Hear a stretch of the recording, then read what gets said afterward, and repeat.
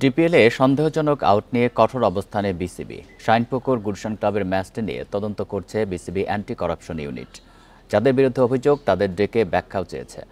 Match পাতানো কিংবা অসঙ্গতি পেলে কঠিন শাস্তি দেবে বোর্ড, জানিয়েছেন মিডিয়া ও আম্পায়ার্স কমিটির চেয়ারম্যান ইফতেখার রহমান মিঠু। একপাশে ম্যাচে আউটের ধরন, অন্য পাশে প্রতীকী ভিডিও ধারণ। বিসিবির অ্যান্টি করাপশন ইউনিটের আতশী কাচের নিচে মিনহাজুল সাব্বির ও রহিম আহমেদ। ডিপিএলে দুই ব্যাটারের আউটের ধরন ভিডিও করে অ্যান্টি করাপশন ইউনিট। স্বেচ্ছায় উইকেট দিয়ে ম্যাচ পাতানো হয়েছে কিনা খতিয়ে দেখা হচ্ছে।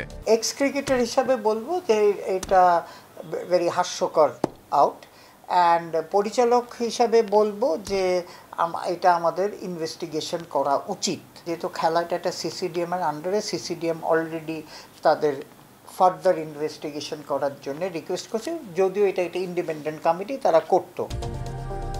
বাংলাদেশের ঘরোয়া ক্রিকেট হয়েছে কলঙ্কিত, সোশ্যাল মিডিয়ায় নিন্দার ঝড়। তদন্তে অভিযুক্ত দুই ক্রিকেটার দোষী সাব্যস্ত হলে দেয়া হবে কঠিন শাস্তি। এমনকি দুই ক্লাবের ম্যানেজমেন্ট সম্পৃক্ত থাকলে জিরো টলারেন্স নীতি অনুসরণ করবে বিসিবি।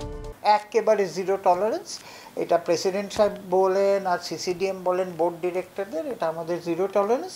এটা further investigation, very quick further investigation হচ্ছে। এই রিপোর্ট পাওয়ার পরে আমরা বলতে পারবো যে ইভেন প্লেয়ারদের ইন্টারভিউ নেওয়া হবে। সো ক্রিকেট বোর্ডের থেকে ইটস নট অ্যাকসেপ্টেবল। ক্রিকেট ও দেশের ভাবমূর্তি রক্ষার দায়িত্ব বিসিবির। ঘরোয়া ক্রিকেটে ম্যাচ পাতানো কিংবা অসঙ্গতি এড়াতে সতর্ক অবস্থানে বোর্ড। নর্মস আছে, এটা তো একটা নর্মস আছে, কিন্তু এটা যদি প্রুভেন গিলটি হয়, ইন মাই পার্সোনাল ওপিনিয়ন, এটা শুধু if you are not very tough about it, তাহলে এটা কন্টিনিউ করবে। মানে আমাদের বোর্ড ডিরেক্টর বলেন, প্রেসিডেন্ট সাহেব বলেন, সবাই একমত যে আমাদের এটা একটা কঠিন সিদ্ধান্ত নিতে হবে। শিগগিরই তদন্ত শেষ করে রিপোর্ট জমা দেবে অ্যান্টি করাপশন ইউনিট, যার প্রেক্ষিতে অভিযুক্তদের কঠোর শাস্তি দিয়ে দৃষ্টান্ত স্থাপন করতে চায় board. Muhammad Nazim, independent news, Dhaka.